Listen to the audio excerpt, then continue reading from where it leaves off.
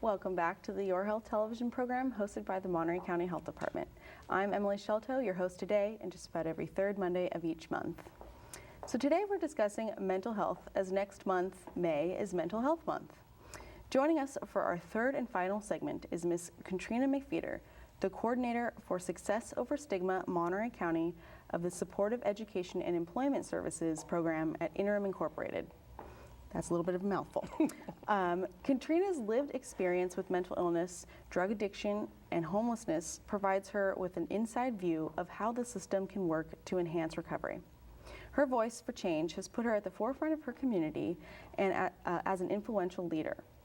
Kontrena is an unrelenting advocate for her peers and promotes the inclusion of the whole person model as mental health treatment. Ms. McPheter, welcome to the program, and thank you so very much for joining us today. Thank you for having me. Absolutely. I just want to say thank you so much for coming and speaking so candidly about some of your experiences. I can only imagine the benefits, from others hearing those things. So how's having a mental health diagnosis changed your life? It has empowered me. Okay. And that empowerment came from first recognizing that there was something wrong, that what I was feeling and what I was thinking, that it was written somewhere, that someone else had went through this. And when I was young, she's going through puberty. Huh. And I'm like, if puberty's like this, I don't ever wish that on anyone. But as I got older and recognized that they were symptoms, I was able to grasp a hold of what the community, and that's the Interim Inc. community and Monterey County Behavioral Health community, grasp the ideals that they were giving me and the tools for me to live a very successful life. And that's what I'm doing now. Wonderful. So it's empowered you more than anything. Yes. So when did you recognize symptoms, and what were they? You mentioned your adolescent years? Yes. I hid behind television. Oh. Yeah. I didn't have a sense of who I was. I knew that things, I had to hide things. I knew I had to be a good girl. I grew up in a Roman Catholic family, and so we had a very clear a clearness about what right from wrong. And I wanted to be the good girl, and that good girl on television when I was younger was Marsha Brady. Oh. And so I was the black Marsha Brady, and what would Marsha do? I went through that stage, and but I really never got a sense of who I was, who Kontrena was. I struggled with drug addiction, obesity, and one of the biggest addictions that I still deal with is the food addiction. And I learned that that is directly connected with my mental health. Huh. So, and hopefully we have a chance to get into that a little bit later, but what is the homeless connection? Talk about that too. Okay. Well, back in the 80s when Reagan was our governor and he stopped the funding for our institutions for those that are diagnosed with mental health issues. So these people were let out into the street and with nowhere to go, no hope, no nothing. And a group of people got together and created Interim Inc., and that's the nonprofit that I work for here in Monterey County. We're the largest nonprofit that nobody knows about. Oh, wow. Yes. And so they offered housing and counseling, and they offered hope. They offered a new way of life. And I was blessed to be accepted by that program, and it changed my life.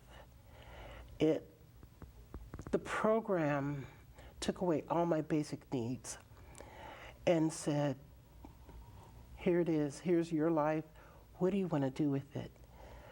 They allowed me to get my mind together. They allowed me to get my spirituality back. they allowed me to smile again and have hope because someone cared and someone understood that my mind at one time wasn't thinking right. But then that was okay. And that's okay. It's okay. And you got better, things turned around. Yes, turned around. I think they had me going farther than I ever wished for. I have a career that I love. I have peers around me that are embracing their wellness and embracing life again. I'm able to create options for my peers that they never thought they had. So that is, now I understand why you said empowering at the beginning of the segment here. So how can having recovery and wellness-based services in local communities keep these communities safe? Okay. Well, we have 2 peer-run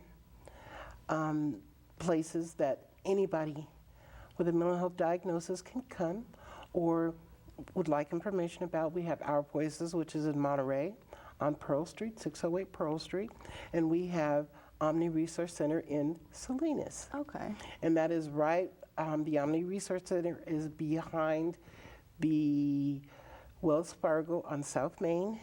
Okay. Right in the strip mall in the back. That's open 5 days a week, from 11 to 4. You can just walk in the door, you'll be welcomed, and it'll help give you resources. There's Tai Chi, there's meditation. If you're looking for a job, we have so many tools out there for a person to stay safe. If you are going through symptoms, there are support groups there. Our Voices is a socialization program, like I said, in Monterey on Pearl Street. You go there, we go to the movies, you go shopping, we go to the horse ranch. So those are places that anyone can access and come and not be alone, and to know that we're here and we're accepting and it's going to be okay. That is such a nice message. Somewhere where you can just go. Yes. Just go and you can just be you and you can just be with people. And so when we talk about the homelessness, so these people were let out, they have nowhere to go, nothing to do. They can come to our peer-run centers, they can ask for help. We're able to show them a way to get help and help them get, whether it be Social Security, SSI, workman's comp, whatever it is, we are able to help them become well again. Wonderful. So how do you think that sharing your stories has impacted the lives of our community members? Okay. I was blessed with having Success for Stigma, Monterey County. I was blessed with having this program as a tool, and it really is about recognizing yourself, the internal stuff that we don't talk about, that stuff, that fear that we all live with and are afraid to think about and talk about. So it's about self-realization by using your story to teach someone else or to say, look, we're not that much, there's not much difference between you and I, that we all have these lived experiences and we're going to share it with you in hope that you'll see something and make yourself aware of something that there is help for. You're not alone. So that's kind of how, well, I guess it's exactly how recovery works. Recovery from drug and alcohol use. It's sharing experiences, working with the other folks in your group or in your cohort, whatnot, and learning from each other and getting that motivation from each other. Yes, we also work with NAMI. NAMI, we have peer-to-peer. We have a course starting April 24th, and you can call Our Voices and sign up for the peer-to-peer class. It's about peers going through this 10-week personal journey of what am I going to do for the rest of my life? Or what are these symptoms? What is it about? And how can I take control of it? And how can I keep myself well? And learning from someone else is just the best way. I feel like what worked for me is what, and you just get to hear that and take what you want, you leave what you don't want. And so prior to the start of the segment, we had a conversation about, we're talking about stigma and we're talking about kind of word choices. Can you tell me about that? Tell me why you're carefully choosing to say mental health challenges and things like that. Tell me about that. When a person is sick, they're ill. Once the realization and knowing what it is that you have and want to better it or to better yourself, that is when the recovery process starts. It's just about knowing. So at that point, you're not ill anymore. We're not sick. I may be sick tomorrow. I may be ill tomorrow. But today I'm well and I'm loving life. So when we talk about mental illness, I look at that as a person that doesn't recognize that this is going on. But once that recognition is there, you have mental health challenges, or you may have a mental health diagnosis, but you walk in your wellness every day. That's what you carry. Interesting. So, yeah, it's sort of like the person who is still trying to go through some of they're feeling they're symptomatic maybe, and others are telling them, look, I think there's, I want to support you, etc. And being mentally ill is prior to having the realization that you can work on that. Yes. You can be better. You don't have to be ill. Whether it be through the use of medication, through homeopathic means, through spiritual means, that recovery started. And you're not ill. You're working on yourself. I like that. And evolve. I like that so much.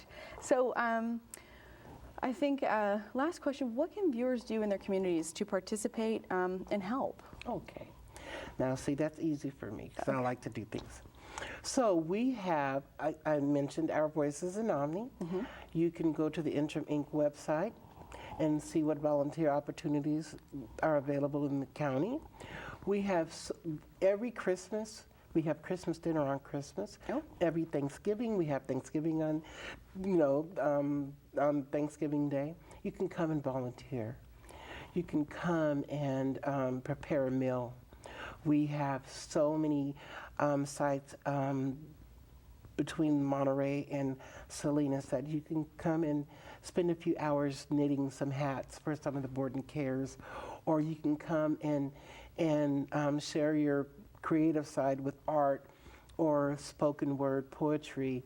All that's available, and all you have to do is go to interiminc.org or give us a call, and I would like to volunteer sometime. That sounds so easy. Yeah, and it's it very is. easy. It's very easy. I can go do what I like with other people and teach, show, just be with them.